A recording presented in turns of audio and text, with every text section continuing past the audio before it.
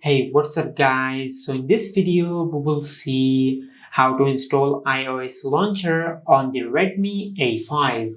Now to do that, just open the Play Store app on your smartphone and in the search bar, just search iOS launcher.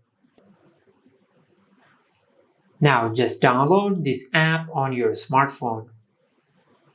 Now it will take a few seconds to download this app on your smartphone. And once the app is fully downloaded, just tap on open. Now from here, just select your language and tap on continue. Now just tap on next and tap on get started. Now just select the wallpaper style you like. I will select this one. Now just tap on continue. From here, just tap on continue with free version.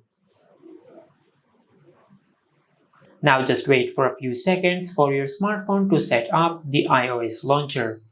Now just tap on the screen. From here, just tap on set as default.